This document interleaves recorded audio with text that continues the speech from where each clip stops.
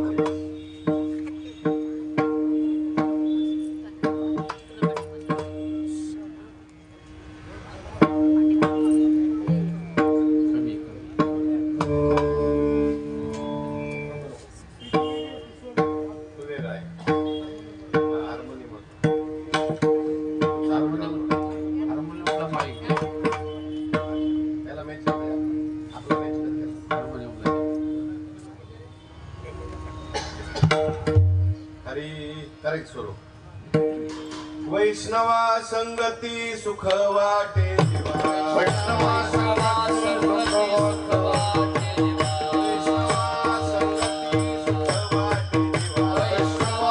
संगती सुख वाटे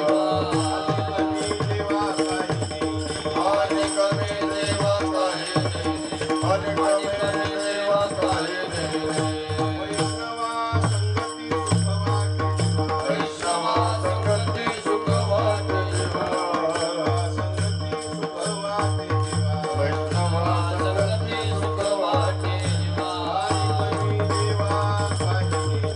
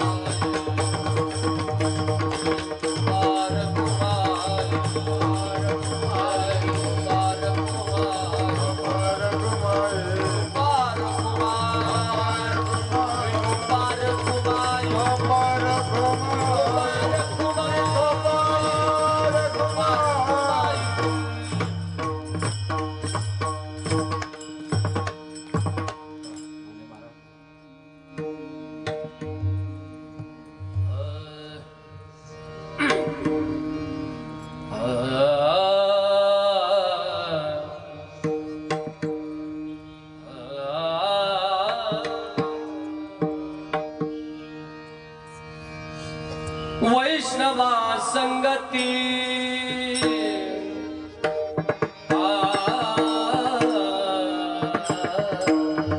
वैष्णवा संगती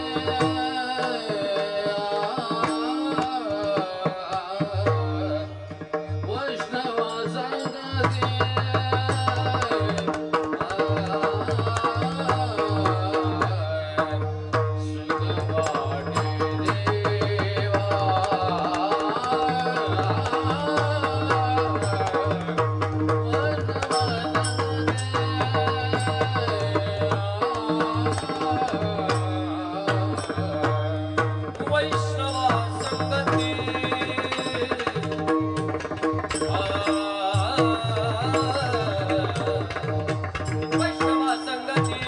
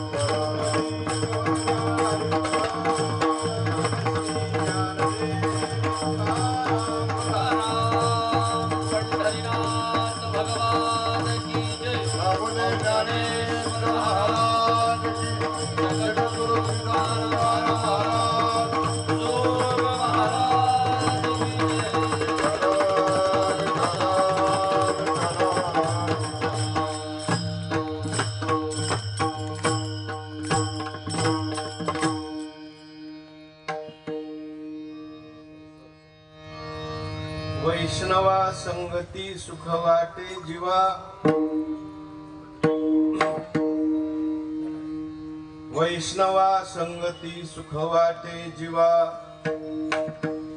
आणि कमी देवा काही नेने, गाये नाचे उडे आपुल्या छंदे, मनाचे आनंदे आवडीने,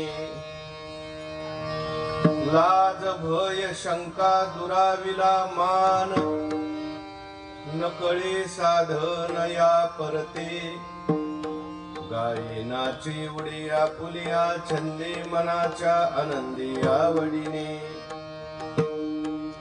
तुका म्हणे आता आपुल्या सायासे, आम्हा जगदीशे सांभाळावे, गाये नाचे उडे आपुल्या छंदे, मनाच्या आनंदी आवडीने,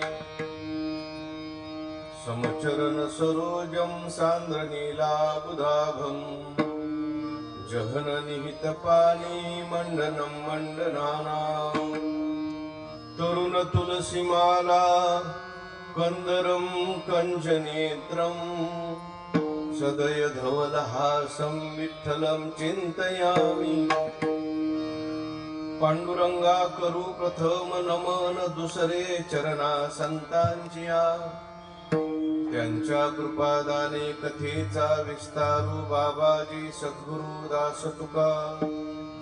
नमो ज्ञानेश्वरा नमो ज्ञानेश्वरा, निवृत्ती उदारा सोपान देवा.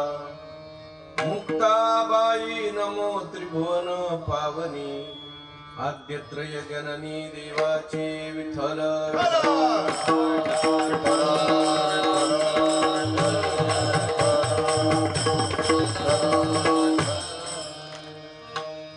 वैष्णवा संगती सुख वाटे जीवा, आणि कमी देवा काही नेने गाये नाचे उडे आपुलिया छंदे.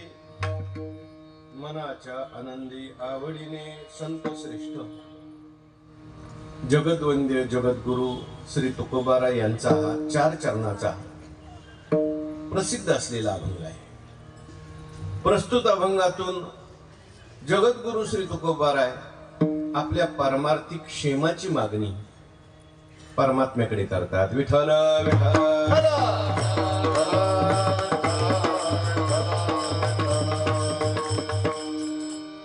भगवंताच्या कृपेने सर्व साधू संतांच्या आशीर्वादाने अनेक साधू संतांच्या पदस्पर्शाने पुनीत झालेलं हे जागेचं नाव काय? गावदेवी मैदान. जुईनगर आहे पण हे मैदान गावदेवी मैदान. आणि गेल्या 20 वर्षापासून 20वे वर्ष आहे संत ज्ञानेश्वर माऊली सांप्रदायिक संस्था, जुईनगर, नवी मुंबई. समस्त ग्रामस्थ, परिसरातील सर्व रहिवासी सर्वांच्या सहकार्याने, सर्वांच्या प्रेमाने आणि या संस्थेच्या पुढाकारातून संस्थापक माननीय श्री जयवंतजी सुतार साहेब आणि सर्व विश्वस्त कार्यकारी मंडळ सर्वांच्या सहकार्यातून, सर्वांच्या पुढाकारातून, मार्गदर्शनाने संपन्न होत असलेला आपला हा जुईनगरचा महोत्सव. आणि या महोत्सवातील आजची ही आपली 7व्या दिवसाची कीर्तन सेवा आहे. सर्व मंडळाच्या वतीने रोडे नाना यांच्या आग्रहाने माझ्याकडे ही सेवा आलेली आहे. विठ्ठल.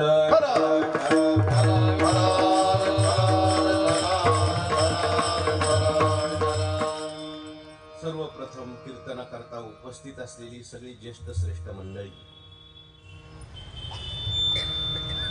मृदंगाचार्य, गायनाचार्य, आमची सगळी महाराज मंडळी, परिसरातून श्रवणाकरता आलेले, आवर्जून आपला अमूल्य असा वेळ खर्च करून उपस्थित असलेले सर्व भाविक भक्त, श्रोते सज्जन, पुढे बसलेल्या माझ्या माता भगिनी, सर्वांच्या चरणी मी मनोभावाने वंदन करतो. आपण सर्वांनी मिळून टाळी वाजून कीर्तनात सहभागी व्हायचंय. विठ्ठल.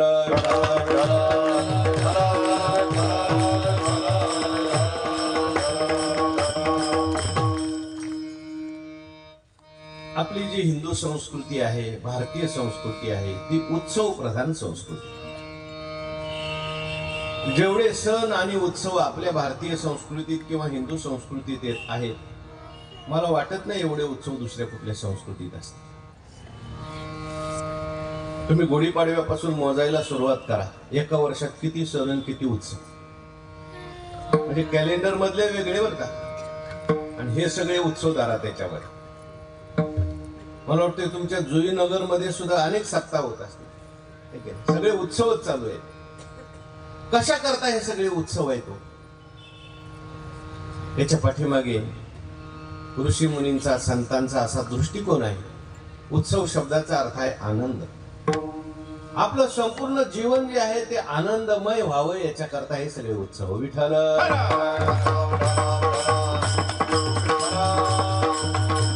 कारण मनुष्याचं जे जीवन आहे ते फक्त पैसे मिळवण्याकरता नाही, काम करण्याकरता नाही, नुसतं खाण्याकरता झोपण्याकरता नाही. बरं, मनुष्याचं हे जे जीवन आहे ते आनंदाच्या प्राप्ती करता आहे. आणि नुसताच आनंद नाही, आयुष्याच्या साधने सच्चिदानंद पदवी घेणे. जिथं मरण नाही, जिथं अज्ञान नाही आणि जिथं दुःख नाही, त्याला सच्चिदानंद म्हणतात. ते परमात्म्याचं स्वरूप आहे आणि खरोखर ते जीवाचं सुद्धा मूळ स्वरूप आहे. म्हणून जशी नदी ही सारखी समुद्राकडे धावते, नदी समुद्राकडेच का धावते हो? कारण नदी समुद्रातून आलेली आहे. बरोबर आहे. इंद्रायणी कुठून आली? समुद्र. गंगा कुठून आली? उगम वेगवेगळ्या स्थानावरून आहे, परंतु मूळ ती आली समुद्रातून. समुद्राच्या पाण्याचं बाष्पीभवन झालं, त्याचे ढग तयार झाले, त्याचा वर्षा कुठल्या तरी एका डोंगरावर होतो, तिथून ती उगम पावते. आपण म्हणतो ती भीमाशंकरवरून आली, पण मूळ समुद्रातून आलेली असल्यामुळे नदी सारखी समुद्राकडे धावते, कारण ते तिचं मूळ आहे. का फेडीत पापताप पोखीत तिरीचे पादप, समुद्रा जाय आप गंगेचे जैसे. अवघ्या झाल्यावर एक माया, अवघ्या झाल्यावर एक माया अवघ्या झाल्यावर, एक माया अवघ्या झाल्यावर. तुका म्हणे गंगा सागर संगमे, अवघ्या झाल्यावर मी एक माया, अवघ्या झाल्यावर मी एक माया. तुका म्हणे गंगा सागर संगमे, अवघ्या झाल्यावर मी एक माया, अवघ्या झाल्यावर मी एक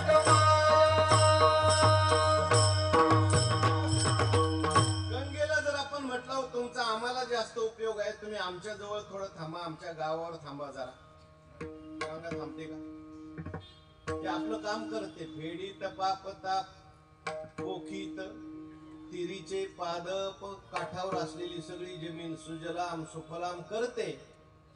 पण ती म्हणते मी तुमचं जे काम करते ते माझं अवांतर प्रयोजन, माझं मुख्य प्रयोजन जर काय असेल तर समुद्राला जाऊन मिळायचं. तसं जीवाचं मुख्य प्रयोजन जर काय असेल, आनंद प्राप्त करायचा. विठ्ठल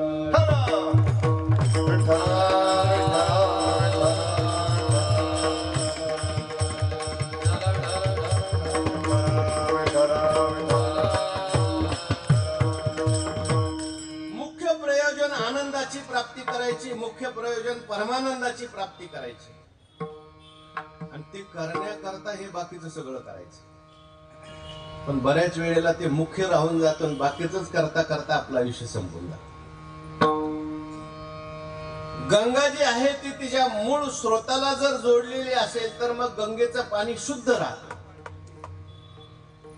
आणि मूळ प्रवाह जर खंडित झाला तर मग त्या पाण्याचे डबके तयार होतात, डबक्यात किडे, आणि ते पाणी पिलं जात नाही, ते पूजेला सुद्धा चालत नाही.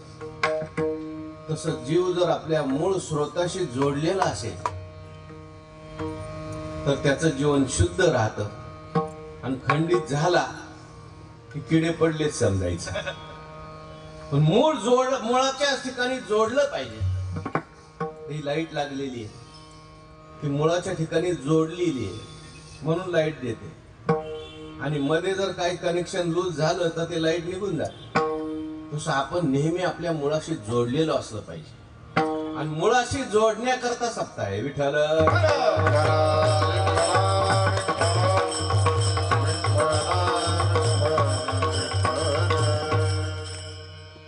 तुकोबाऱ्यांचा अभंग मी निवडलेला आहे. महाराजांनी या अभंगामध्ये आपल्या पारमार्थिक क्षेमाची मागणी केली. एक असतो योग आणि एक असतो क्षेम. योग कशाला म्हणायचं? आपल्या जीवनात जे प्राप्त नाही ते आपल्याला प्राप्त होणं, याला म्हणायचं योग. प्राप्त नाही एखादी गोष्ट, लोक म्हणतात इतके दिवस आम्हाला गाडीचा योग नव्हता, पण आता काय झाला? गाडीचा योग आला, आम्ही गाडी घेतली. अप्राप्तस्य प्राप्ती योगा. पण क्षेम कशाला म्हणतात? जे प्राप्त झालेलं आहे ते टिकणं त्याला म्हणतात क्षेम. योगापेक्षा सुद्धा क्षेम कठीण आहे बघा. कठीण योगा मुनी क्षमा हो कलिया होतो क्षमा हो कलिया होतो क्षमा हो कलिया होतो क्षमा कठीण योगा मुनी क्षमा हो कलिया होतो क्षमा हो कलिया होतो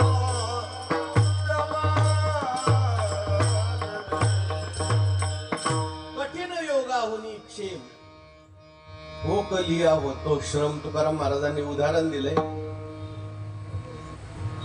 एखादा पदार्थ खाणं योग होणं सोपं आहे, पण तो पदार्थ पचणं त्याच्यापेक्षा जास्त अवघड.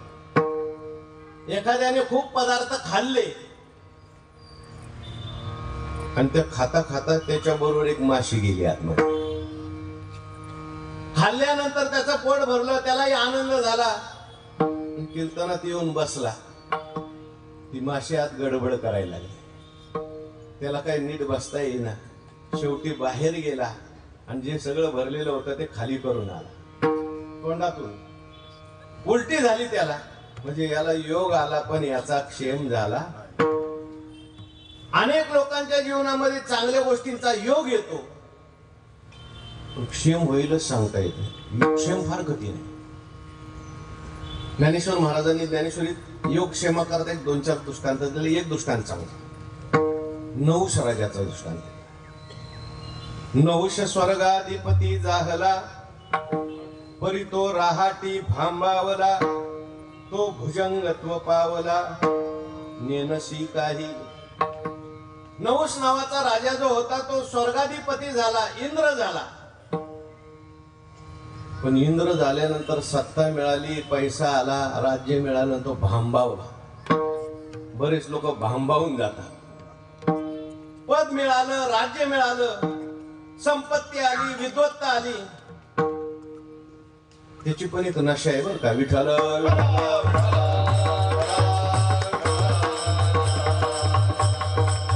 परिणाम असा झाला, पहिले जे इंद्र होते त्यांच्या धर्मपत्नी होत्या, त्यांची मागणी ह्या नहुषाने केली. ती पहिली जी इंद्राणी होती ती देवाकडे गेली, म्हणायला लागली, देवा माझ्या फार मोठं संकट आला. हा नवीन आलेला इंद्र, त्याची नियत काही चांगली नाही. देवाने सांगितलं त्याला म्हणावं, आतापर्यंत माझ्याकडे कोणत्याच असा कोणीच वाहनात बसून आलं नाही, त्या वाहनात तू बसून ये. म्हणजे रथात यायचं नाही, दुसऱ्या कुठल्याच वाहनावर नाही. याने काय केलं, ऋषी मुनींची पालखी केली. आपण वर बसला आणि ऋषी मुनींना त्या ठिकाणी घेऊन चालला. जात असताना ऋषी मुनी लवकर चालत नाही म्हणून ऋषी मुनींना लाथेने मारू लागला आणि म्हणू लागला, सर्प सर्प. ते ऋषी मुनीत होते दुर्वास ऋषी. ते म्हणजे आम्हाला सर्प सर्प म्हणतो काय, मी तुला शाप देतो, वा इंद्र झालायस पण आता साप होशील. त्याला साप व्हावं लागलं. इंद्रपद प्राप्त झालं पण टिकलं नाही. विठ्ठल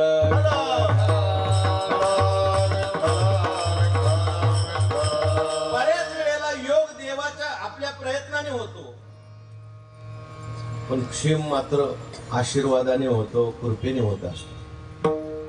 तुकाराम महाराजांनी आजच्या अभंगात जी मागणी केली ती योगाची नाही केली, क्षेमाची मागणी. आणि लौकिक योगाची लौकिक क्षेमाची मागणी नाही, पारमार्थिक क्षेमाची मागणी आहे. विठ्ठल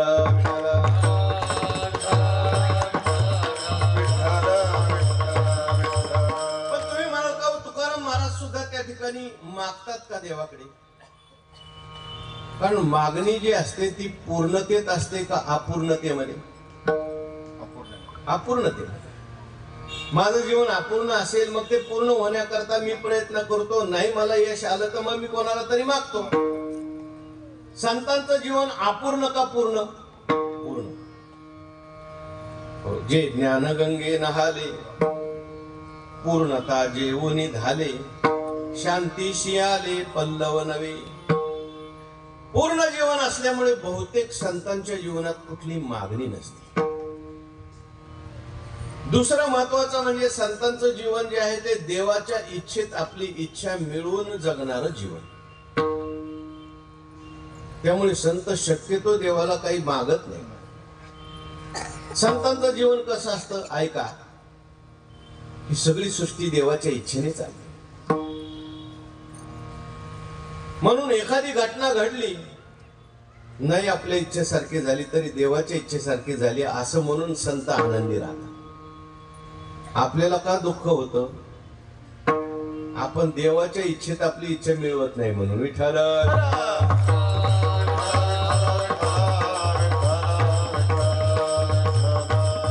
प्रयत्न चांगल्यासाठी करायचे पण चांगल्यासाठी प्रयत्न करून आपल्या मनाच्या विरुद्ध झालं समजायचं देवाची इच्छा नाही आणि आनंदी राहायचं. नाहीतर जन्मभर दुःख करावं लागेल.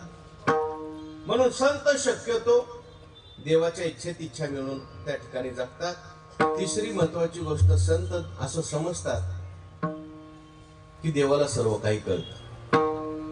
त्यामुळे ज्याला सगळं काही कळतं त्याला मागायची काय गरज आहे. आपण ज्या अर्थी मागतो त्या अर्थी आपल्याला अजून माहिती नाही देवाला सगळं कळतं. विठ्ठल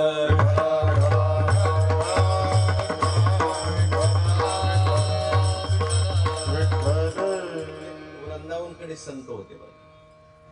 मी कालच परवा वाचलं. त्यांचं नाव हरिबाबा.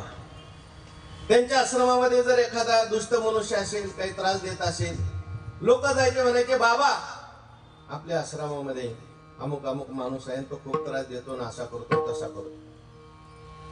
ते बाबा हसायचे. म्हणले बाबा तुम्ही काहीच करत नाही. ते हसायचे. ते म्हणायचे मालिक सब देख रहा है.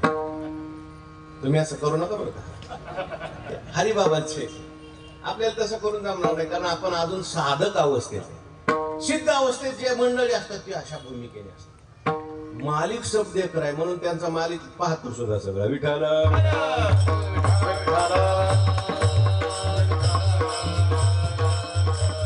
ते म्हणायचे बाबा सगळ्याचा सुधारण्याचा ठेका मी घेतला नाही. देव बघून घे.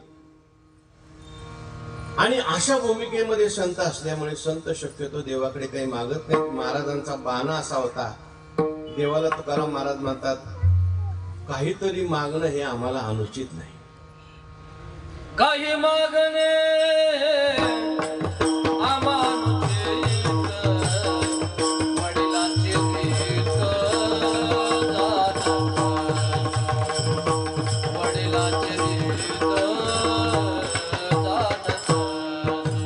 काही मागणे अमानुषिक, वडिलांची रीत जाणत, वडिलांची रीत जाणत.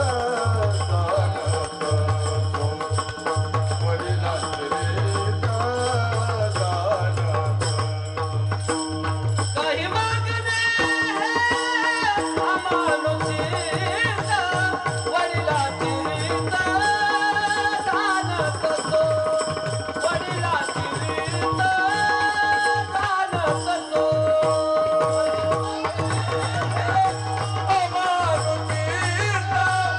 वडिलांची रीत जाणत तो, वडिलांची रीत जाणत तो.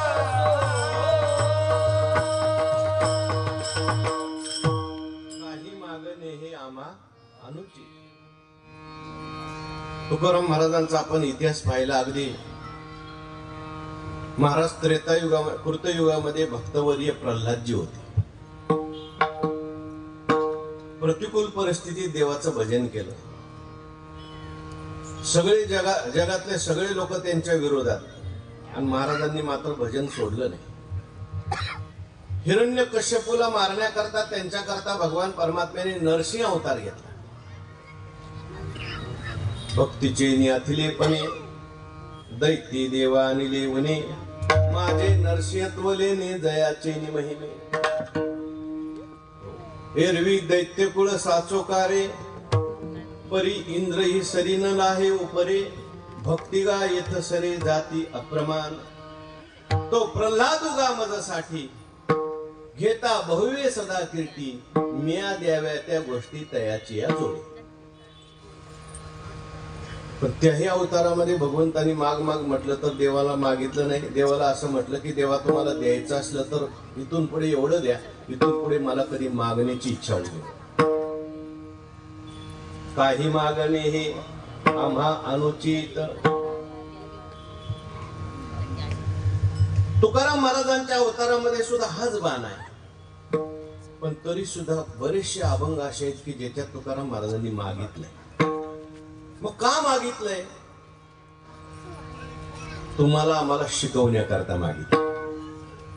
कोणाकडे मागितलं पाहिजे, काय मागितलं पाहिजे, कधी मागितलं पाहिजे आणि कसं मागितलं पाहिजे हे आपल्याला कळावं म्हणून मागून दाखवलंय. विठ्ठल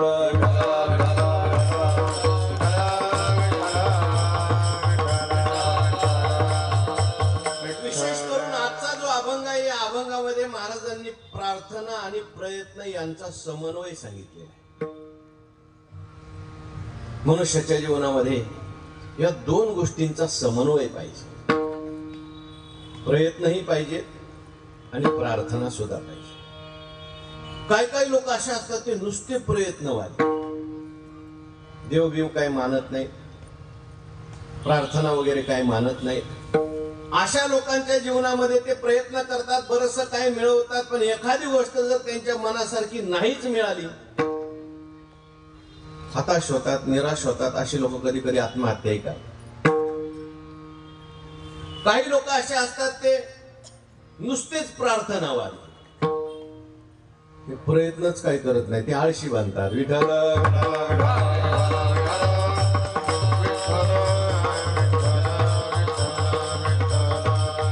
काही लोक नुसते दैववादी आणि काही लोक नुसते प्रयत्नवादी. या दोन्हीचा समन्वय पाहिजे. माणसाच्या जीवनात प्रयत्नही पाहिजे आणि माणसाच्या जीवनात प्रार्थना सुद्धा पाहिजे. नुसते काही दैववादी असतात.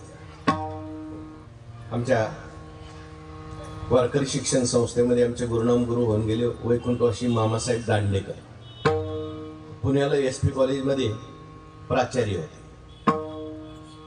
शिकवत असताना एक BA चा विद्यार्थी त्यांच्याकडे गेला. म्हटलं, सर BA ला कोणता विषय घ्यायचा त्याच्याकरता मी आज संध्याकाळी देवासमोर चिठ्ठ्या टाकणार आहे. 4 विषय असतील तर 4 चिठ्ठ्या देवासमोर टाकायच्या, फोटो समोर हो, त्यातली एक चिठ्ठी उचलायची आणि समजायचं देवाने कौल दिला आणि तो विषय घ्यायचा. मामासाहेब हसले, म्हणले तू मूर्ख आहेस. म्हटले, अरे बाबा विषय कोणता घ्यायचा याच्याकरता देवाला कशाला वार घालतो? देवाने तुला जी बुद्धी दिली ना तिचा उपयोग कर. विठ्ठल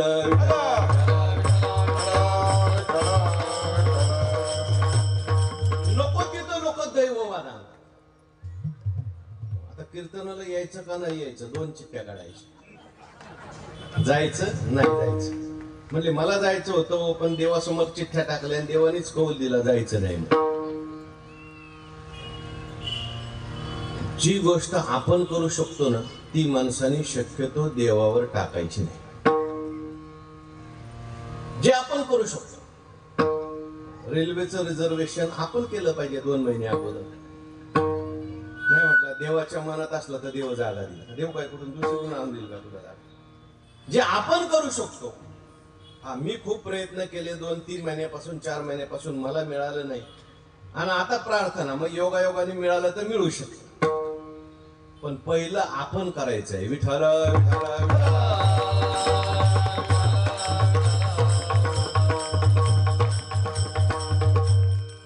मी कुठेतरी पुराणामध्ये कथा वाचली. म्हणजे एकदा भगवान श्रीकृष्ण परमात्मा अर्जुनाला शिकवण्याकरता म्हणून असे जंगलात घेऊन गेले. आणि जंगलामध्ये एक मंदिर होतं. दोघंही वेश बदलून फिरत होते. म्हणजे अर्जुनाला कळून देत नव्हता मी अर्जुन आणि भगवान परमात्मा सदा साधूच्या वेशात. मंदिर दिसल्यानंतर अर्जुन म्हणायला लागला, देवा मला थोडस मंदिरात जावं असं वाटतं, येतं का? भगवान म्हणले, मला काही वेळ नाही बाबा, आता तू जाऊन यायचं असतं तू जाऊन ये. त्या मंदिरामध्ये अर्जुन गेले, तिथे देवाचं वगैरे दर्शन घेतलं. तर बाहेर आल्यानंतर पाहिलं त्या मंदिराच्या आतल्या ओहरीमध्ये एक बाई तपश्चर्या करायला बसली. एक तेजस्वी बाई होती, तपश्चर्या करायला बसली होती, पण शेजारी त्या बाईची अशी धारदार तलवार ठेवलेली होती. अर्जुन म्हणायला लागला, तपश्चर्या करायला आली ठीक आहे, ही तलवार घेऊन कशाला बसली? मंदिरात तलवारीची काय गरज नाही हो, तलवार कुठं दुसरीकडे हो, प्रार्थना स्थळातच बॉम्ब सापडायला लागले. गडबड आहे म्हणायचं काय. अर्जुनाला त्या ठिकाणी आश्चर्य वाटलं, हात जोडले आणि विचारलं, मी तुम्हाला नमस्कार करतो देवीजी, तुम्ही तर तपश्चर्या करताय, ध्यान करताय, खूप चांगली गोष्ट आहे, पण ही तलवार कशाला ठेवलेली? म्हणजे मी अर्जुनाची वाट बघते. अर्जुन मनातल्या मनात म्हटला, माझी कीर्ती सगळीकडे पसरलेली आहे, कदाचित या बाईला मला तलवार द्यायची असली, पण अजून ओळख सांगायला पुढचं आपल्याला काहीच माहिती नाही. म्हटलं का हो, अर्जुनाला तुम्हाला ही तलवार द्यायची का? अर्जुन वीर आहे म्हणून. म्हणजे तलवार बिलवार द्यायची नाही, कसला आलाय वीरन, कसला आलाय शोर, दिसला की तलवारीने उडवायचंच मस्त. बापरे, अर्जुन म्हणला, बरं झालं ओळख नाही सांगितली बाई. हात जोडल्याने विचारलं, त्या अर्जुनाने तुमचं काय बिघडवलंय? कुठं घोडं मारले? तुमचा आणि अर्जुनाचा काय संबंध आहे? मला या बाईला मी कधी पाहिलंय नाही. माझं नाही घोडं मारलं, पण त्याला रथाला काही सारथी दुसरा मिळाला ना काय म्हणते. एवढा मोठा माझा परमात्मा, त्याला घोडे धुवायला लावतो, त्याला मला दिसू द्याच म्हणजे तलवारीच मारतो. दृष्टांत सोडून द्या, सिद्धांत असा आहे, जे आपण करू शकतो ते शक्यतो देवाला करायला लावू नये. विठ्ठल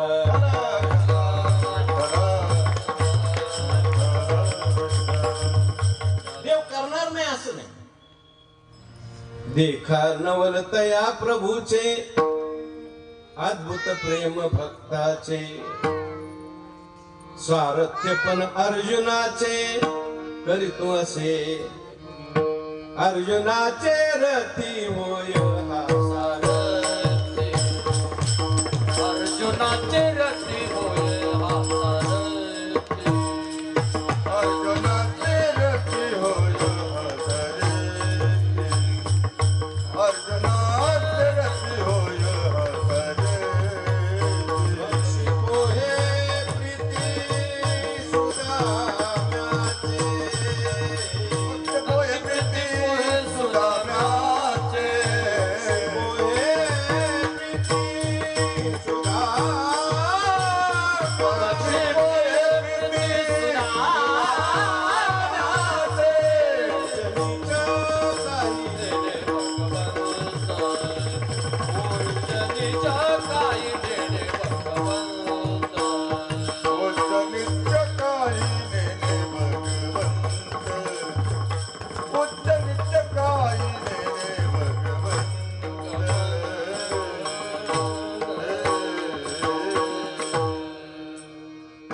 प्रयत्न आणि प्रार्थना याचा समन्वय पाहिजे. काही काही लोकांच्या जीवनात प्रयत्न नाही, निस्ती प्रार्थना, अशी माणसं कधी कधी आळशी होतात. मामासाहेबच उदाहरण द्यायचे. परमार्थात सगळ्यात मोठा धोका जर कोणता होत असेल तर तो परमार्थाच्या नावाखाली आळशी होण्याचा. हा एक परमार्थाचा फार मोठा धोका आहे. आमच्याकडे मुलं येतात संस्थेमध्ये, आम्ही त्यांना पहिल्याच वर्षी सांगत असतो, नीट करायचं असेल तर थांबा, नाही तर घरी जाऊन काम करा, नाही तर हेही जातं आणि तेही जातं. इथं आळशी झोपायची सवय लागली, महाराज झाल्यावर मग परत काही करता येत नाही. म्हणून समन्वय पाहिजे. एक मनुष्य असा होता, तो काहीच करायचा नाही, भजनही नाही, नोकरी नाही, उद्योग नाही, व्यवसाय नाही, काहीच नाही. त्याला विचारलं, तुम्ही काहीच करत नाही, तुमचं कसं काय चालणार? तो म्हणतो, तुकाराम महाराजांनी लिहून ठेवले, ठेविले अनंते याच्याकरता लिहून ठेवलं, आळशी होण्याकरता. जे आपण करू शकतो ते देवावर टाकायचं. म्हणून दोन्हीचा समन्वय पाहिजे. काही काही लोक खूप प्रयत्न मारतात, पण ते नास्तिक असतात, आणि मग अशा माणसांच्या जीवनात एखादी मनासारखी गोष्ट घडली नाही की मग ते आत्महत्या करतात. पुराणात उदाहरणं बरीच आलेली आहेत प्रयत्नवादी लोकांची. रामायणामध्ये विश्वामित्र महाप्रयत्नवादी, एक हरिश्चंद्र नावाचा राजा त्या विश्वामित्राकडे गेला, मला स्वर्गात जायचंय. अगोदर तो वशिष्ठाकडे गेला, मला स्वर्गात जायचंय. वशिष्ठ म्हणले आता जाता येणार नाही, इथं तू पुण्य कर, यज्ञ कर आणि मग मेल्यानंतर तू जा स्वर्गात जाशील. म्हणलं आताच जायचंय. म्हणले मी जाऊ पाठवू शकत नाही. मग वशिष्ठ नाही म्हणले की तो विश्वामित्राकडे गेला. त्याला माहिती आहे विरोधी पक्षातले हे नाही म्हणले ना, यांच्याकडे जायचं. मला स्वर्गात जायचंय. ते म्हणले अरे बाबा असं स्वर्गात जाता येत नाही, जिवंत जाता येत नाही. ते म्हणले हे तर वशिष्ठाने मला सांगितलंच होतं. वशिष्ठाकडे गेलता का? म्हणले हो. काय म्हणले ते? जाता येत नाही म्हणले. म्हणले थांब आता मी तुला जाऊन दाखवतो म्हणले. आणि मग विश्वामित्रांनी आपल्या प्रयत्नाने त्या त्रिशंकू राजाला वर पाठवलं स्वर्गात. पण वरचे लोक काय घेईनात, वरच्या खाली ढकलायचे, खालचे वर ढकलायचे आणि ते वरही जायना खाली जायना, मध्ये सापडलं नाही. म्हणून त्याचं नाव पडलं त्रिशंकू. विश्वामित्र म्हटला इंद्र माझा माणूस वर घेत नाही ना, मी आता दुसरी सृष्टी तयार करतो. विश्वामित्रांनी नवीन सृष्टी तयार करायला सुरुवात केली. ब्रह्मदेवाने थांबवलंय. विठ्ठल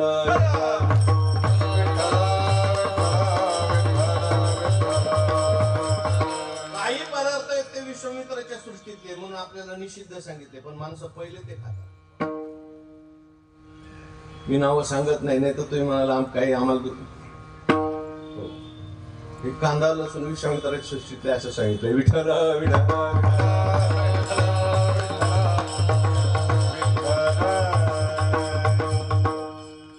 तुम्ही खात जा बरं का, पण तुम्ही म्हणाला असं काय, असा कुठला परमार्थ असतो का?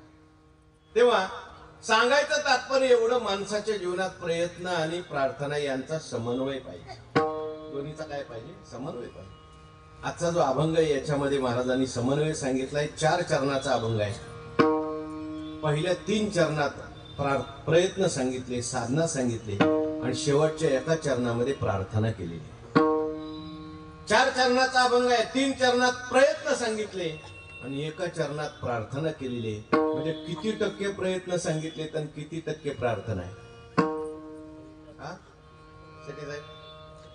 जवळजवळ 80 नाही हो, 75% प्रयत्न आणि मग 25% मात्र प्रार्थना. अगोदर प्रयत्न, नंतर प्रार्थना. आम्ही आमच्या जीवनात काय काय केलंय महाराज अभंगाच्या पहिल्याच्या वैष्णवा संगाती सुखवाते जीवा. वैष्णवा संगाती सुखवाते जीवा. वैष्णवा संगाती सुख वाटीवा. वैष्णवा संगती सुख वाटे जीवा. वैष्णवा संगाती सुखवाते जीवा.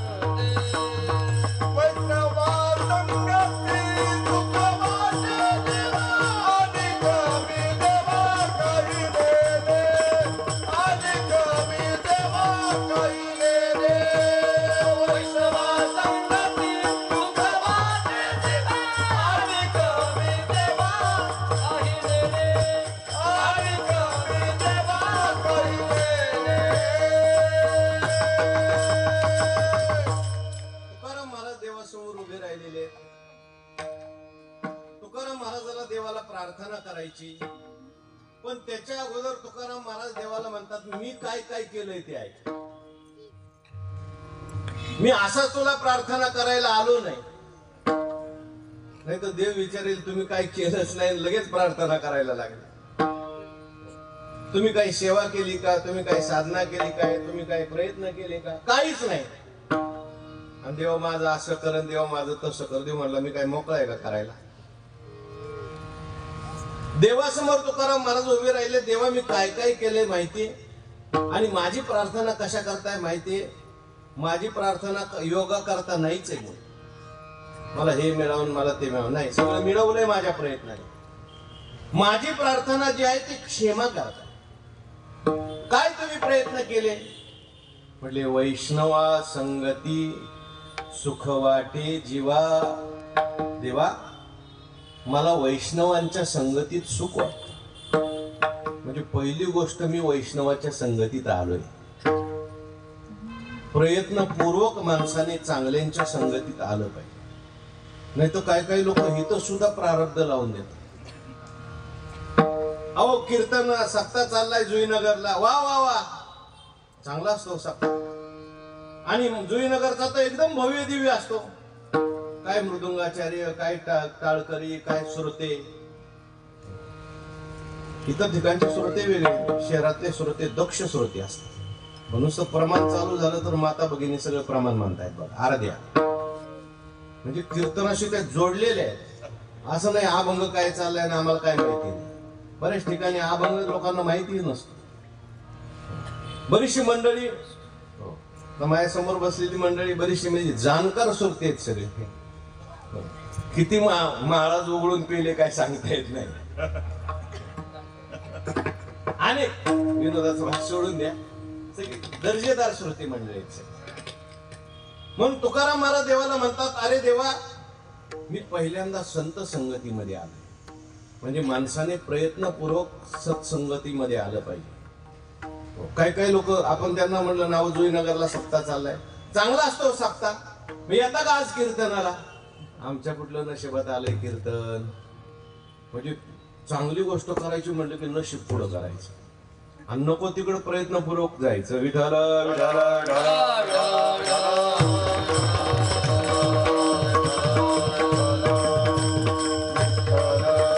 भजन घाली भोगावरी, मनी अकर्तव्याता धरी, ढिग त्याचे जाले. तुकाराम महाराज देवाला म्हणतात, आपले आपण न करू ही करू हे प्रमाण संचित, तरी मी नष्टची पतित तुका मने मज संत हसती. माझं हित करण्याकरता मी जर देवा प्रयत्न करणार नाही ना तर लोक मला हसतील, संत मला हसतील. पण आपलं हित करण्याकरता आपण प्रयत्न केले पाहिजे. विठ्ठल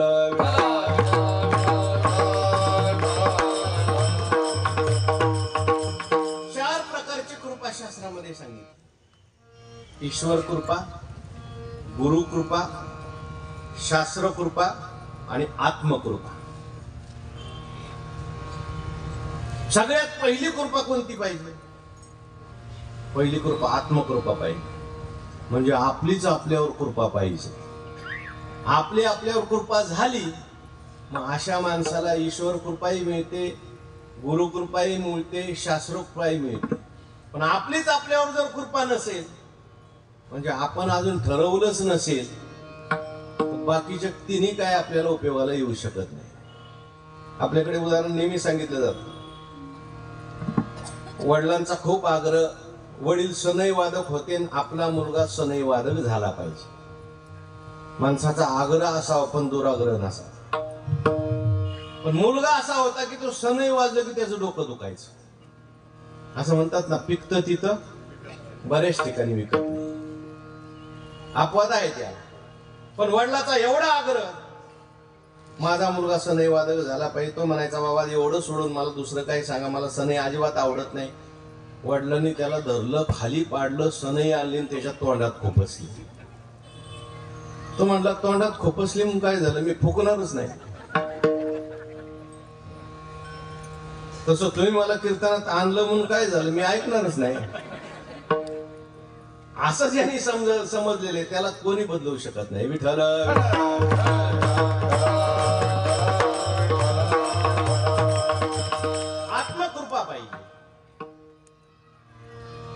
तुकाराम महाराज म्हणतात, देवा मी संतांच्या संगतीत आलोय. नुसतं संतांच्या संगतीत आलोय असं नाही, वैष्णवा संगती सुख वाटे, जेव्हा सुख वाटलं पाहिजे. बरेच लोक येतात पण असे बसलेले असतात जसं काय याला धरून बसवले कोणी. इथं कोणीच नाही बरं का तसं.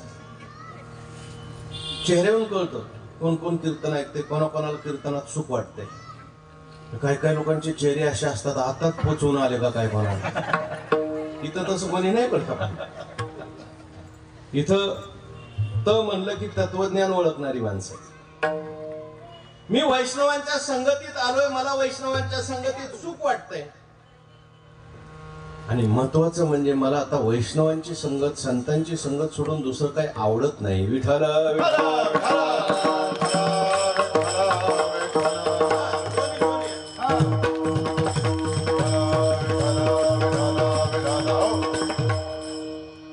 आता हे वैष्णव कोण? आता वैष्णवांच्या संगतीत सुख वाटतं म्हणतात, हे कोणतं सुख आहे? आणि तुम्ही नेमकं वैष्णवांच्या संगतीत काय करता आणि प्रार्थना कशा करताय याचा थोडा विचार करायचा. वैष्णव कोणाला म्हटलं इथे? वैष्णव हा काही वेशावर अवलंबून नाही. मी पांढरे कपडे घातले की झालो वैष्णव असं आहे का? काय भगवे कपडे घातला का झाला वैष्णव? उभा गण लावला का वैष्णव? आडवा गण लावला का वैष्णव? नुसती माळ घातली की वैष्णव? नाही. ही सगळी बाह्य लक्षणं आहेत बरं. वैष्णवांची बाह्य लक्षण आहेत. पवित्र अशी तुळशीची माळ, काय ऊर्ध्व पुंड्र भाळी, कंठी शोभे माळ, कापी जे कळिकाळ तया घेणे, वैष्णवांचं लक्षण आहे. पण बाह्य लक्षण असेल आणि आंतर लक्षण जर नसेल तर तो दंभ ठरतो. ज्ञानोबारांच्या ओव्या सांगतो, एरवी तरी पंडुसुता अंतरशुद्ध नसता, बाहेरी कर्मुतो सर्वथा विटंबोगा, मृत जैसा शृंगारेला, गाढव कीर्ती नानीला, कडू दुधिया माकीला गुणे जैसा. आत जर बदल झाला नसेल, बाहेर आपण किती डामडौल दाखवला तर तो दंभ ठरतो. काही काही लोक आमच्याकडे येऊन तक्रार करतात, तुमचे वारकरी चोऱ्या करतात वारीमध्ये. हो, मी म्हटलं वारकरी कधी चोरी करणार नाही, चोर तात्पुरता वारकरी झाला असेल. होत आपल्या गाड्यात एक माळ असते, त्याच्या गाड्यात 4 माळा असतात. आपण एकाच ठिकाणी गंध लावतो, तो पूर्ण अंगाला गंध लावतो. आपण स्नानाला निघालो चंद्रभागेच्या किनारी, तो म्हणतो तुम्ही करून या, तोपर्यंत माझ्याकडे कपडे द्या. अहो एकदा मलाच प्रसंग आला असा. आंघोळ करून आलो, अंडरपॅन्ट वर संस्थेत जावं लागलं. वारकरी नाही, कपडे नाही. विठ्ठल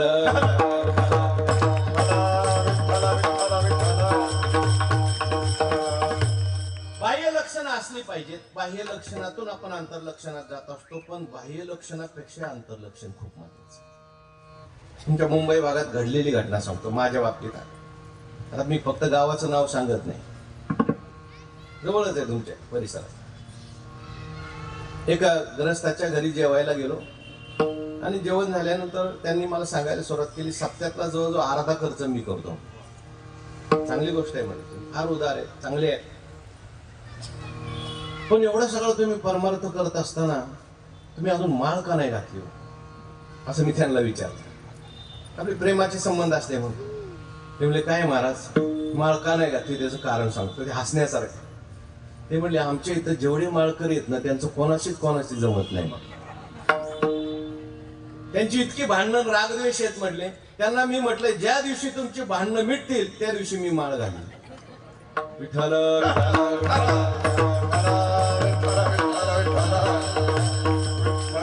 याचा अर्थ तुम्ही सगळ्या माळकऱ्याकडे तसं बघू नका बरं. सगळे माळकरी तसे नसतात. पण माझं म्हणणं काय आहे, बाह्य बदलापेक्षा आंतरिक बदल त्या ठिकाणी झाला पाहिजे. तेव्हा वैष्णवांचं आंतरलक्षण काय? विष्णुमय जग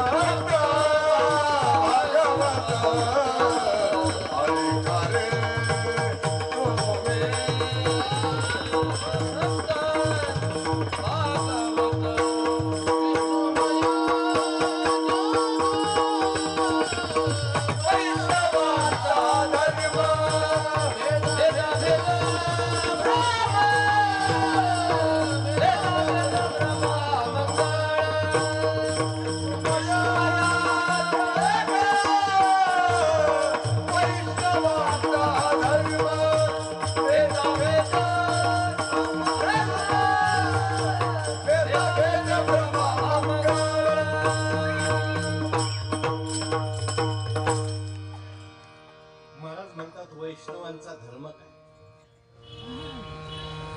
आपला हा वारकरी संप्रदाय त्यातल्या त्यात तुकोबारायांचे ज्ञानोबारायांच्या अभंग ओव्या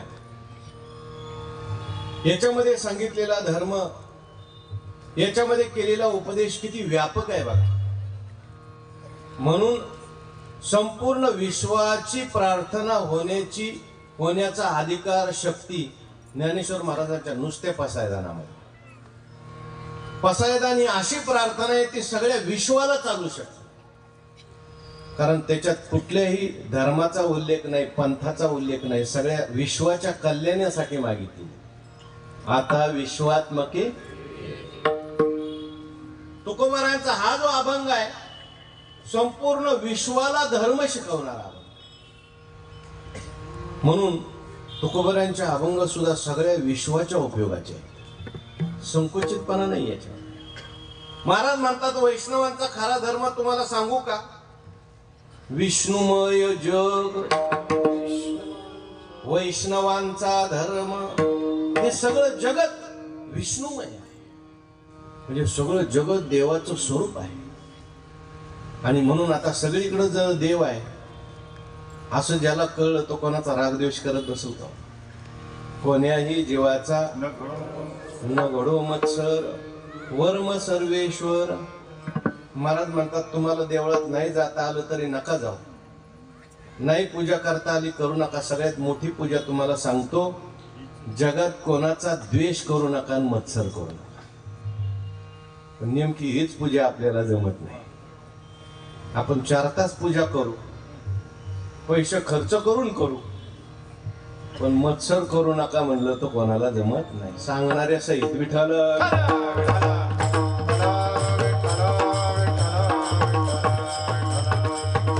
खरी पूजा ती आहे. हो, विष्णुमय जग वैष्णवांचा धर्म. थोडं आणखी सूक्ष्म सांग, तुम्ही चांगलं ऐकताय म्हणून. नाही तर शक्यतो अवघड आम्ही सांगत नाही, कारण लोक म्हणतात आमच्या डोक्यावरून गेलं.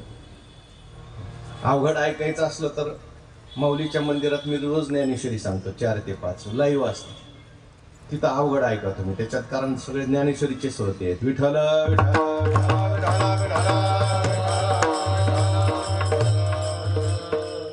पण आम्ही संस्थेत काय शिकवतो त्याची एक झलक दाखवतो. काही लोक असे आहेत ते विष्णूही मानत नाही आणि जगतही मानत नाही. सर्वम शून्यम शून्यम असा एक संप्रदाय, असा एक पंथच आहे, नाव मी घेत नाही. काही लोक असे आहेत ते विष्णू मानत नाहीत पण जग मानतात. ते म्हणतात आम्ही विष्णू विष्णू काय मानत नाही, देवदेव काय मानत नाही, आम्ही प्रत्यक्षवादी आहेत. आम्हाला हे जग दिसतं, जगातले सगळे पदार्थ दिसतात म्हणून आम्ही जग मानतो.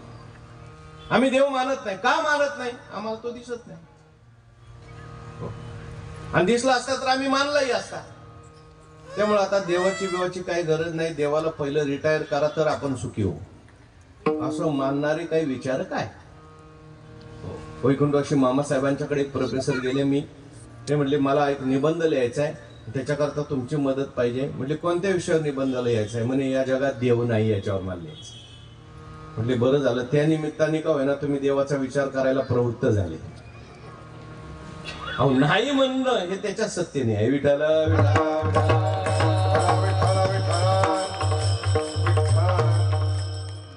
मनोनी परत्रना देवो न दिसे मनोनी वावो. गीतेत भगवान म्हणतात असे लोक जगात आहेत, असत्यम अप्रतिष्ठन्ते जगदाहु रनीश्वरम. अपरस्पर संभूतम किमन्नैत काम हेतुकम. जगात लोक आहेत असे, ते म्हणतात आम्हाला देवगीव मानायची गरज नाही. हे सगळं ही सृष्टी कशी निर्माण झाली? स्वभावता निर्माण झाली, काय लागत नाही. स्वभावता सृष्टी निर्माण झाली, जडापासून सृष्टी निर्माण झाली. याचं कारण कोणी चेतन आहे त्याची मानायची काही गरज नाही. ईश्वर आम्ही मानत नाही असं लोक काही काही मानणारे, त्याचं आपल्याकडे शास्त्र आहे लक्षात, त्याला चार्वाक शास्त्र असं म्हणतात. काही लोक असे आहेत ते विष्णूलाही मानतात, जगालाही मानतात, पण ते विष्णूला जगापेक्षा वेगळं मानतात. म्हणजे हे जग आहे हे विष्णूने तयार केलं, पण जसं कुंभाराने मडकं तयार केलं, त्याने हे मडकं तयार करून ठेवलं आणि तो आपला तिकडे जाऊन बसला. कुठं? ऊपर. म्हणजे तो ऊपरवाला असं बिदर करताय. किंवा काही लोकांचं असं म्हणणं आहे गॉड इज इन हेवन, तो तिकडे स्वर्गात बसलेला आहे. काही म्हणतात 7 आसमानाच्या वर बसलाय. आपल्यात सुद्धा आस्तिकामध्ये, हिंदू धर्मात सुद्धा काहींचा देव वैकुंठात आहे, काहींचा देव कैलासात आहे, काहींचा देव साकेतमध्ये. रामानंदी आहेत ते म्हणतात साकेतमध्ये, वल्लभाचार्य आहेत ते म्हणतात गोलोकात आहे. तुम्ही इस्कॉनकडे जा, ते म्हणणार गोलोकालाच देव आहे. इथं सेवा करायची आणि गोलोकाला जायचं, मुक्त तिथं गेलं. इथं मुक्त होऊ शकत नाही. याच्यात निंदा नाही कोणाची, शास्त्र आहेत प्रत्येकाची, प्रत्येकाच्या धारणा वेगवेगळ्या. पण आपल्या संतांची धारणा काय, वारकरी संप्रदायाचा सिद्धांत काय, तुकाराम महाराज म्हणणं काय? विष्णुमय जग वैष्णवांचा धर्म, विठ्ठल विस्तारला जानी, सत्ताही पाताळे भरोनी, व्यापकती भुवनी, विठ्ठल मुनी मानसी, भरोनी,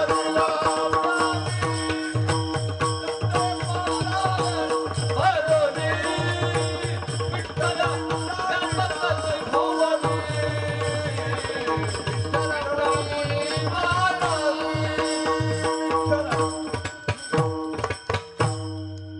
संतांनी देवाला एका ठिकाणी ठेवलं नाही.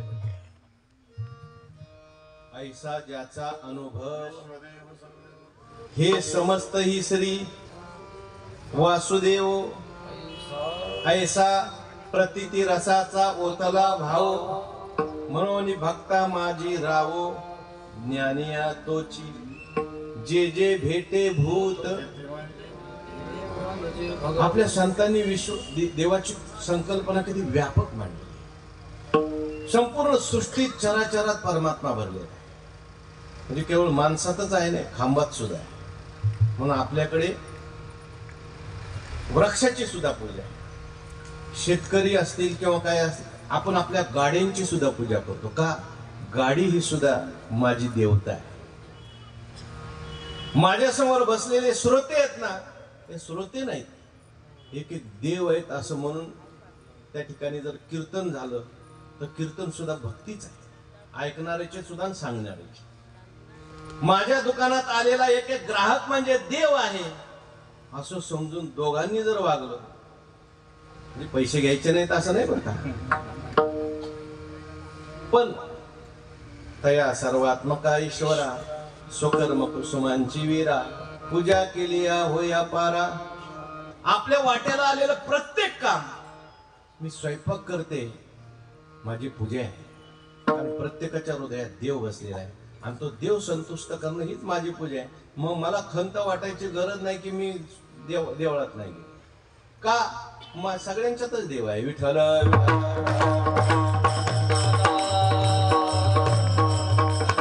याचा अर्थ देवळात जायचं नाही असं नाही बरं. ही वृत्ती लगेच तयार होत नाही, त्याच्याकरता देवळात जायचं. नाही तर काही काही लोक असे म्हणतात ते देवळात अभिषेक जाऊन करण्यापेक्षा बाहेर गोरगरिबांना ते दूध पाजा. चांगले, संतांनी काय सांगितलं नाही का, जे का रंजले गांजले. पण बऱ्याच वेळेला असे म्हणणारे देवळातही जात नाही आणि इकडेही काही देत नाही. देवळात एवढ्या करतात जायचंय, ती वृत्ती आपल्या अंतःकरणात तयार होते. कारण भिकारीला देत असताना अंतःकरणाची तयारी होईल का अभिमान निर्माण होईल? द्वेष निर्माण होईल, मी मोठा आहे असं निर्माण होईल. म्हणून भिकाऱ्याला दिलंच पाहिजे, पण देताना सात्विक वृत्ती तयार होईलच की नाही सांगता येत नाही. ही सात्विक वृत्ती तयार होण्याकरता अभिषेक आहे. विठ्ठल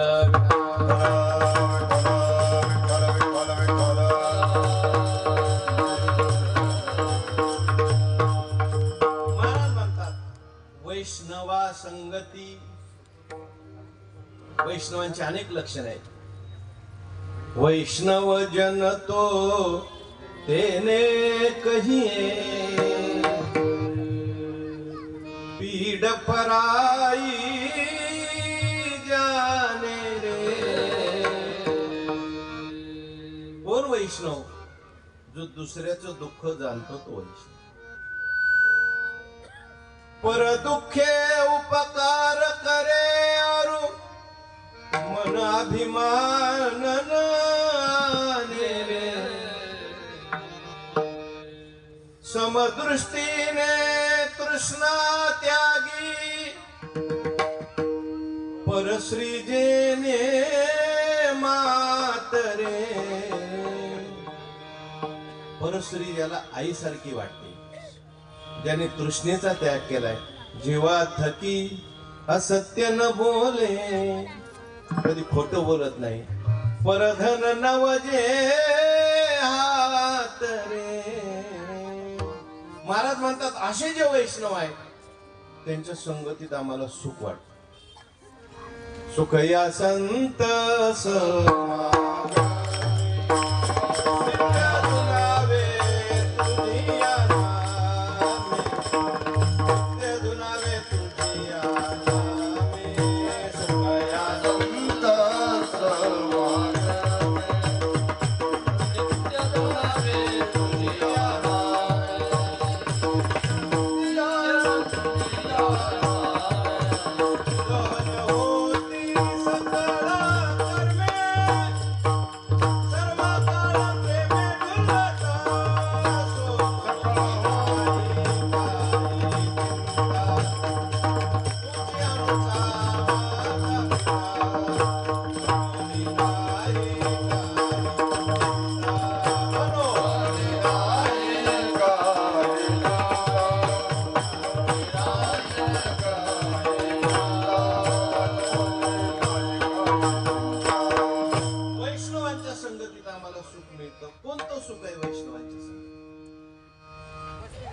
तुम्ही आम्ही व्यवहारात जे सुख समजतो. माझा आवाज थोडा वाढावा. आपण ज्याला व्यवहारात सुख समजतो ते सुख नाही, ते सुखाचा आभास असतो. आपलं सुख विषयाचं सुख, अभिमानाचं सुख, अभ्यासाचं सुख, अनुकूलतेचं सुख, याला आपण खरं सुख समजतो. पण हे खरं सुख टिकणारं सुख नाही. विषयाचं सुख जे आहे, एरवी विषय सुख आहे हे बोलण्याची सारखे नव्हे. विद्युत स्फुरणे का न पाये जगा माझी, विषयाचे समसुख आभराची सावली. बाहेर दिसायलाच ते सुख आहे, पण आता आतमध्ये सुख नाही, टिकणारं सुख आहे. विषय सेविता कोण तृप्त झाला, इजलेले माला आखरी कोटे, इजलेले माला आखरी कोटे.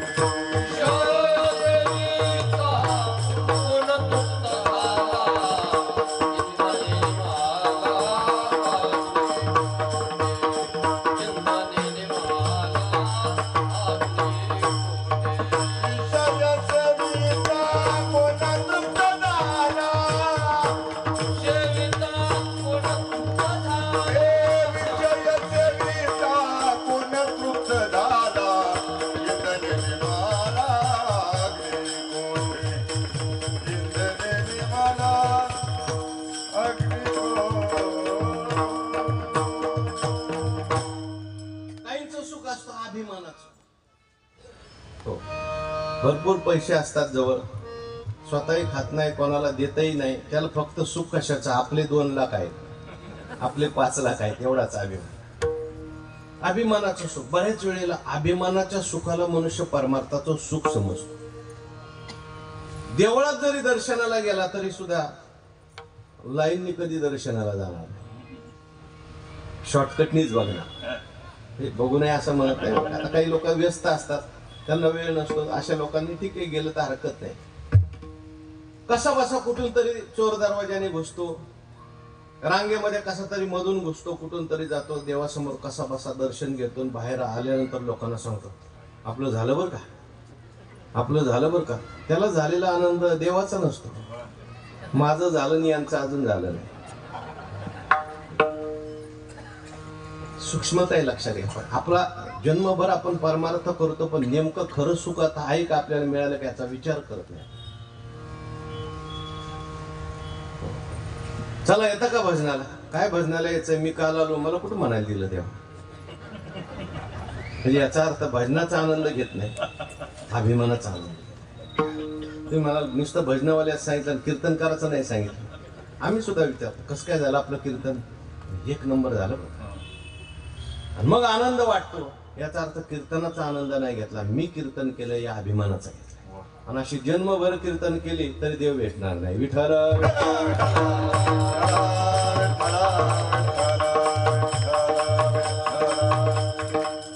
अभिमानाच्या आनंदाला आपण परमार्थाचा आनंद समजतो. कधी कधी अनुकूलतेच्या आनंदाला आपण परमार्थाचा आनंद असतो. काहीच प्रतिकूलता नसते. मला एक साधू भेटले बघा. म्हटलं कसं काय चाललंय तुझं? म्हटलं अहो फार चांगलं चाललं. आळंदीला आल्यापासून माझं जवळजवळ 25 किलो वजन वाढलं. खरी घडलेली घटना सांगतो. पहिलं नोकरी करत होतो, सिव्हिल इंजिनियर होतो मी. साईट सांभाळायचं, हे JNPTला होतं. 500 लोक होते आमच्यावर. पूर्ण साईट सांभाळायचं, जबाबदारी, डोक्यात सगळे विचार, चिंता.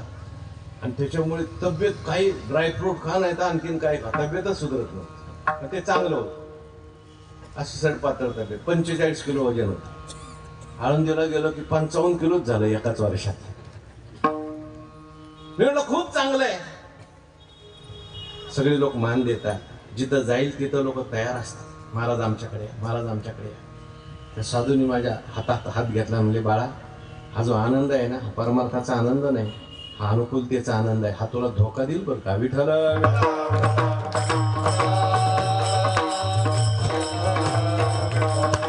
अनुकूलतेचं सुख आहे. आज सगळं अनुकूल आहे, उद्या जर प्रतिकूल झालं तर तुझं सुख टिकणार. परमार्थाचा आनंद कशाला म्हणतात? ज्याला परमार्थाचं सुख मिळालं, सगळं जरी प्रतिकूल असलं तरी मग त्याचं सुख जात नाही. ज्ञानोबारांच्या ओव्या सांगतो. मग मेरूपासोनी थोरे, देह दुःखाचे नि डोंगरे, दाटी जो परी भारे, चित्त न दटे, शस्त्रेवरी तोडलिया, देह आगी माझी पडलिया, चित्त महासुखी पोहडलिया, जीवोची नाही. आजूबाजूला दुःखाचे डोंगर पेटलेले आहेत. आणि मध्यभागी उभा राहून एखादा म्हणत असेल मी सुखी आहे, माझं सुख याच्यावर काहीच अवलंबून नाही, सुखी संतोषाने यावे, दुःखी विषादानं भजावे, लाभा लाभनं धरावे मना माझी. हे सगळं सुख दुःख हे वृत्तीतलं आहे, मनातलं आहे, शरीरातलं आहे. मी मात्र या सगळ्याला जाणणारा आत्मा आहे, याच्यापासून वेगळा आहे, याचा माझा काही संबंध नाही. असं एखादा जर म्हणत असेल, समजायचं याला परमार्थक सुख मिळालं. विठ्ठल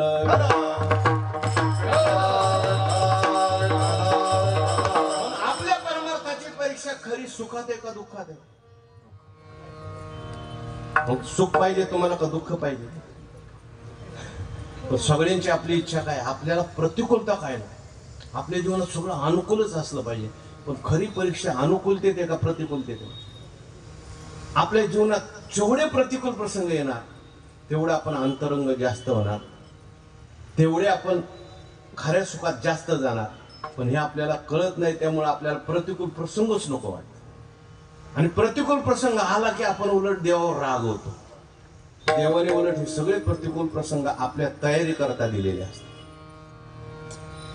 म्हणून बघा तुम्ही, ज्यांना जास्त मोठं व्हायचं आहे ना, त्याच्या जीवनात जास्त प्रतिकूल प्रसंग. विठ्ठल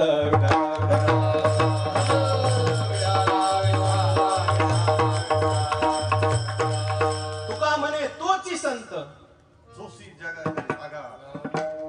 तुकाराम महाराज म्हणतात, हिरा ठेविता ऐरणी, वाचे मारिता जो घनी, तोच मोल पावे खरा, करणीचा होय चुरा. एक असते करणी, एक असते हिरा. करणी म्हणजे काच, काच जर आयरणीवर ठेवली आणि वरून घन मारला की चुराच होतो. पण हिरा जो असतो ना, घन मारले तरी सुद्धा फुटत नाही, आणि फुटत नाही म्हणून त्याला मोल प्राप्त झाला. तसं जे खरे हिरे आहेत त्यांच्या जीवनात घन पडणारच आहेत, लक्षात ठेवा. नाही तर हिरा होऊ नका. विठाला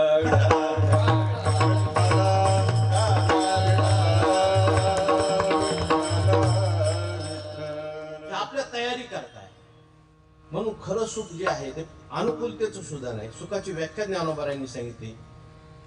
हो, वास्तविक पाहता किंबहुना सोयी जीव आत्मयाची आहे, ते तजे होय तया नाम सुख.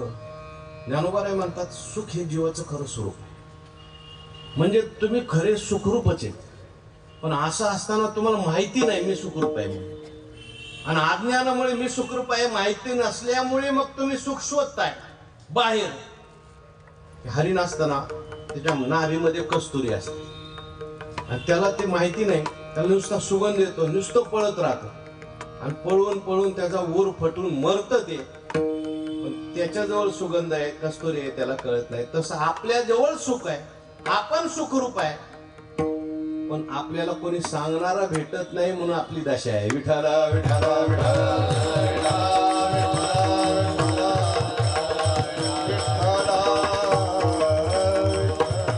असं सुख वैष्णव देतात की किती जरी दुःख आपल्या जीवनात आलं तरी आपण विचलित होणार नाही. तुकाराम महाराजांच्या जीवनात दुःख आले, ज्ञानोबारायांच्या जीवनात दुःख आले, प्रतिकूल प्रसंग आले, पण वैष्णवा संगती. पण हे सुख आपल्याला मिळण्याकरता आपण साधन काय केलं पाहिजे? दुसरं चरण गायनाचे ओढ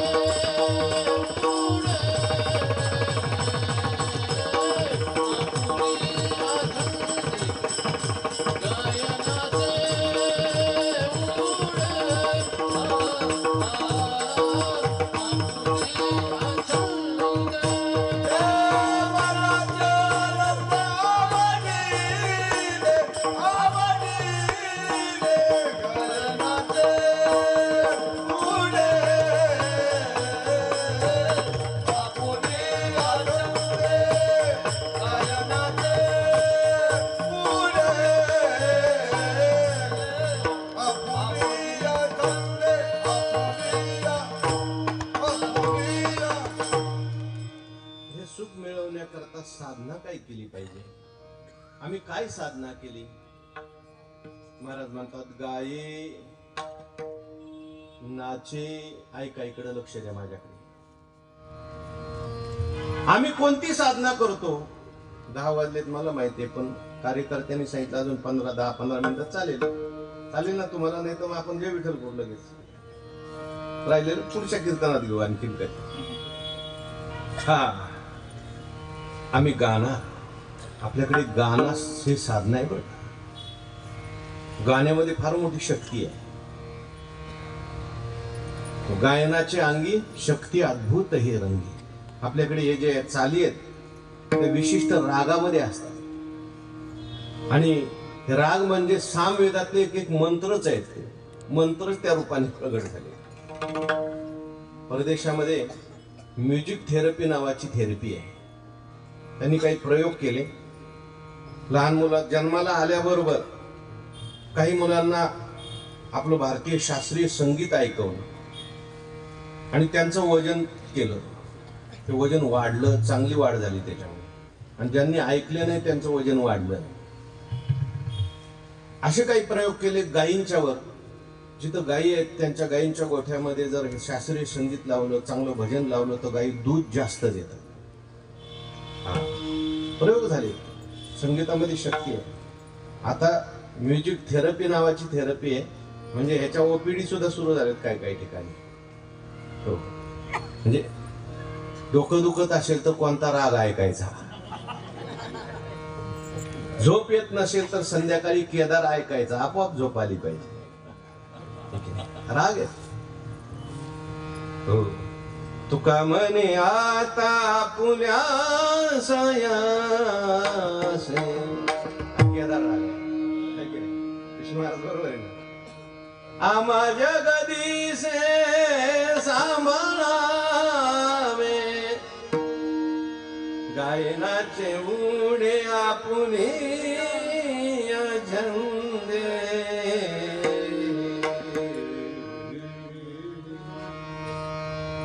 गायनामध्ये शक्ती आहे. हे सुंदर राग आहेत. जसे शब्द असतील, जसे रस आहेत, तसे राग आहेत. पट्टदीप राग म्हटला का पूर्वी दिवे लागायचे, त्या तानसेननी पट्टदीप म्हटलंय. हो, पट्टदीप सुंदर राग आहे. मेघ मल्हार म्हटला की पाऊस पडत होता. म्हणून गाये, तुम्ही म्हणाले आम्हाला राग बीत काही कळत नाही, आम्हाला एकच राग येतो फक्त, वैताग्या राग. आम्हाला हे संगीत येत नाही, मग आम्ही काय परमार्थ करायचा नाही का? करायचं नाही असं नाही. संगीत ही पेक्षा प्रेमाला महत्व आहे आणि भावाला महत्व आहे. बरं, तुकाराम महाराज म्हणतात, गिरीधर लाल तो भाव का भोका. तुम्ही बिघडू नका माझं. राग कला नहीं जानत तुका, गिरीधर लाल तो भाव का भोका. पहाडी राग आहे, येतो बघा पहाडी नाही.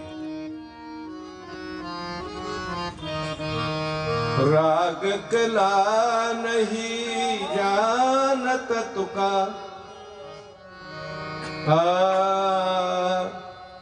गिरिधर लाल तो भाव का भोका. भाव महत्वाचा आहे. नय जरी तुझं मधुर उत्तर दिला, सुस्वर नाही देवे, नाही तयावी न भुकेला विठ्ठल, येईल तैसा बोल रामकृष्ण. जसं आपल्याला येईल तसं म्हणा, भावाने म्हणा, प्रेमाने म्हणा. गाये नाचणं सुद्धा आपल्याकडे भक्ती हो, आपल्याकडे नाचणं सुद्धा योग आहे. हो, म्हणून फक्त ते नाचणं देवा करता पाहिजे आणि सात्विक पाहिजे. लोक नाचतात पण देवासमोर नाही, नवर देवासमोर. काय करावी ती मोलाची मागणे, नाचतात पुढे संसाराच्या, नाचतात पुढे संसाराच्या. मोलाची मागणे, नाचतात पुढे संसाराच्या, नाचतात पुढे संसाराच्या. मीराबाईंनी कोणती भक्ती केली? पग घुंगरू बांध मीरा नाची रे, मालकंस राय. लोग कहे मीरा भई रे बावरी, बाप कहे कुल नासी रे. पग घुंगरू बांध मीरा नाची रे, धन्य जगी तोची एक नाचे. उड्या मारणं सुद्धा भक्ती देवासाठी बरं का. मनाच्या आनंदी, पण हे सगळं आपल्या आनंदा करता पाहिजे. नाही तर बऱ्याच वेळेला दिंड्या गावात आल्या की नाचतात आणि गाव गेलं की कोणी टाळी वाजवत नाही. लोक असली की लोक भजन करतात, मोठ्याने म्हणतात. आपल्या करता पाहिजे, ऐकू गेलं पाहिजे याच्याकरता हे साऊंड सिस्टीम वगैरे आहे. पण बऱ्याच वेळेला माईक नसला तरी कोणी कीर्तनही करत नाही, भजन करत. मी आता काल रात्री कीर्तन संपलं आणि मग तिथंच मुक्काम होता. मी म्हटलं भजन किती वाजेपर्यंत चालणार आहे लोकांचं? ते म्हणले रात्रभर चालतं. रात्रभर लाऊडस्पीकर लाव. हो म्हणले लाऊडस्पीकर लावल्याशिवाय कोणी भजनाला केलं. म्हणजे म्हटलं आता तुमचं 4 माणसाचं भजन पण 100 माणसाची झोप उडते त्याचं काय. पण ते भजन काय सात्विक नाही. त्या भजनामध्ये चहा आहे, तंबाखू आहे, सगळंच आहे. आपलं भजन आपल्या आनंदा करता पाहिजे. त्याने कोणाला विक्षेप नाही झाला पाहिजे. विठ्ठल विठ्ठल मामासाहेब एकदा कीर्तनाला गेले. 7 ते 9 कीर्तन होतं. 7 वाजता गळ्यात वेणा घातला आणि रामकृष्ण सुरू केलं. लोक म्हणले अहो अजून टाळकरी जमले नाहीत, अजून लोक जमले नाहीत. ते म्हणले तुम्हाला कोणी सांगितलं मी लोका करता कीर्तन करतो. मी देवा करता कीर्तन करतो. लोक ऐकतात हा त्यांचा मोठेपणा आहे. गायनाचे ओढे आपुलिया छंदे मनाच्या आनंदिया ओढीने. पण हे करत असताना परमार्थ करत असताना काही गोष्टी आडव्या येतात. लक्षात घ्या. काय आडवं येतं? लाज आडवी येते, भीती आडवी येते, शंका मनामध्ये येतात. परमार्थ करायला लागलं की माणसाला कधी कधी लाज वाटते सुरुवातीला बरं. आणि मग लाज आडवी आल्यानंतर आता चांगल्या गोष्टी येतातच हे प्रतिबंध. गंध लावायची लाज वाटते, माळ घालायची लाज वाटते. पण आवड एकदा का निर्माण झाली की मग ते माणसाला लाज वाटते. बघा तुम्ही काय काय लोक लाज वाटत नाही का उच्च अधिकाराला गेले लोक. मी इंजिनिअरिंगला इथं मुंबईलाच होता. आम्हाला एक प्रोफेसर यायचे, ते IIT मध्ये टॉपला होते. IIT मुंबईची. ते येत असताना ते मुद्रा लावून यायचे, गळ्यात मोठी माळ.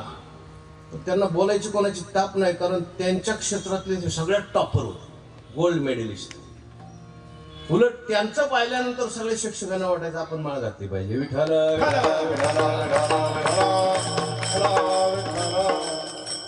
आधी मोठेपणा मिळवावा लागतो. लहान माणसांना त्रास होतो बरं का. मोठ्याला एकदम मोठा झाला त्याला त्रास होतो. मामासाहेब असा फेटा घालायचे, धोतर घालायचे आणि तो कॉलेजमध्ये प्रोफेसर जायचे. प्रोफेसर शिकवायला जायचे मुलांना. मुलांनी सुरुवातीला त्रास दिला. तिथं रोहिया कॉलेजला मामासाहेब आले, लेक्चर घेतलं. पोरांनी मुद्दाम टिंगल करण्याकरता म्हणून आले बरोबर पुंडलिक वरदा हरी विठ्ठल. त्यांना वाटलं सर रागवतील. मामासाहेब खाली बसले. म्हटले मला असं वाटलं मुंबईतल्या मुलांना संस्कार नसतात, पण आज तुमचे संस्कार बघून मला खूप आनंद वाटला. आणि मग इंग्रजीमध्ये जे व्याख्यान सुरू केलं सगळे गार होऊन गेले. लक्षात ठेवा. पण अगोदर मोठेपणा मिळवावा लागला.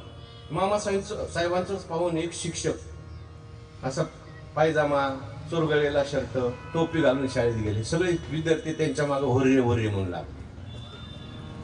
कॉलेजची पोरं कशी असतात तुम्ही जे कॉलेजमध्ये गेले त्यांना माहिती असतं. शिक्षकांनी फळ्याकडे तोंड केलं की आवाज काढतात काय काय.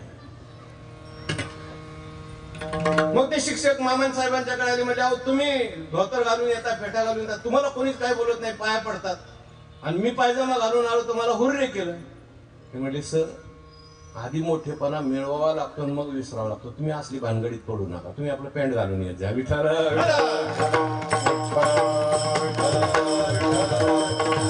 जोपर्यंत आपल्याला तो अधिकार मिळाला नाही तोपर्यंत आपलं सामान्य येऊनच करायचं. लाज भय शंका दुराविला मान नकळी साधन या परते. तुकारामाला देवाला म्हणतात देवा हे सगळं आम्ही केलंय बाबा, पण हे टिकवणं आता तुझ्या हातात आहे. शेवटचं तुका म्हणे आता आपुल्या सायास. तुका म्हणे आता आपुल्या सायास.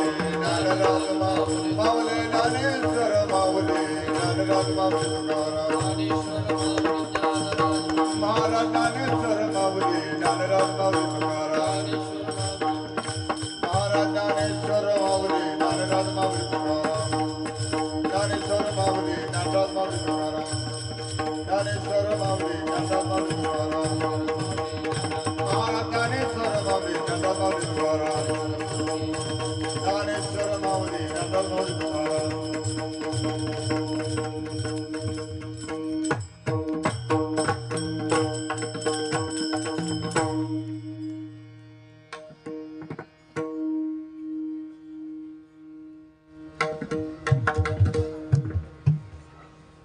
या ठिकाणी संत ज्ञानेश्वर माऊली सांप्रदायिक संस्था, समस्त ग्रामस्थ मंडळ, सर्व रहिवासी जुईनगर,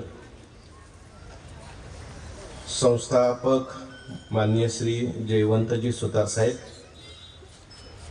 त्या ठिकाणी भव्य दिव्य प्रमाणामध्ये दरवर्षी सुंदर असा कार्यक्रम असतो. ते 20वे वर्ष आहे आणि एवढ्या भव्य दिव्य प्रमाणामध्ये हा उत्सव संपन्न होत असतो. चांगले श्रोते असल्यानंतर सांगणाऱ्याला सुद्धा आनंद येतो, ऐकणाऱ्याला आनंद. पण आपल्याला वेळेचं बंधन आहे. 8 ते 10चीच वेळ आहे. थोडंसं उशिरा सुरू झालं म्हणून मी पुढे गेलो. या ठिकाणी आपल्या सर्वांचंच मी अभिनंदन करतो, आपल्याला सर्वांना धन्यवाद देतो. हा सगळा परिसर जो आहे तो आमच्या वारकरी शिक्षण संस्थेशी एकनिष्ठ जोडलेला आहे, प्रेमाचा परिवार आहे. कुणी म्हटलं नका. जेव्हा जेव्हा संस्थेला काही गरज पडते आणि नुसतं जाहीर केलं, आमच्या अनिल महाराजांनी मागच्या वेळेस थोडंसं जाहीर केलं तर सिमेंटची बरीचशी पोती आली, तेलाचे काही डबे आले. आपल्या वारकरी शिक्षण संस्थेचं कार्य व्यापक कार्य आहे. विद्यार्थ्याला फी नाही आणि शिक्षकांना पगार नाही. हजारो कीर्तनकार संस्थेने जवळजवळ या 100 वर्षामध्ये घडवले आणि आता खूप विकास कामे या ठिकाणी संस्थेने घेतलेली. विद्यार्थ्यांची राहण्याची सोय सुद्धा केलेली आहे आणि आता मुख्यमंत्र्याकडे सुद्धा आमचे नलवडे साहेब आलेले आहेत. आम्ही 47 कोटीचा एक प्रस्ताव टाकलेला आहे. येणारे भाविक आहेत त्यांची सुद्धा राहण्याची सोय तिथे झाली पाहिजे. आळंदीला जे कोणी येतील तेव्हा असंच आपलं संस्थेवर प्रेम असू द्या. माझी सेवा झालेली आहे. या ठिकाणी सेवेला पूर्णविराम देतो. वर्षवेळची चाल म्हणा, बाबांची इच्छा आहे म्हणा. थोडक्यात मी म्हणायचे काय, तुका म्हणे आता फुल्या सायासे. तुमचे नातू वाजवायला का काय? आम्हा जगदीशे सांभाळावे, गायनाचे उडे आपुल्या छंदे, मनाचे आनंदे आवडीने. तुका म्हणे आता फुल जगदीशे सांभाळावे, गायनाचे उडे आपुल्या छंदे, मनाचे आनंदे आवडीने.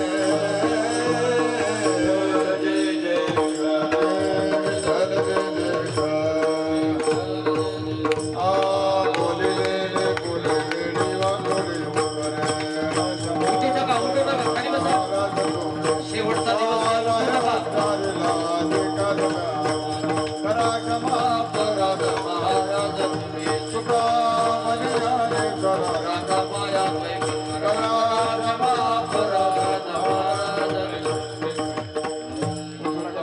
उपस्थित भाविकजन हो, संत ज्ञानेश्वर माऊली सांप्रदायिक संस्था जुईनगर, संस्थापक माननीय महापौर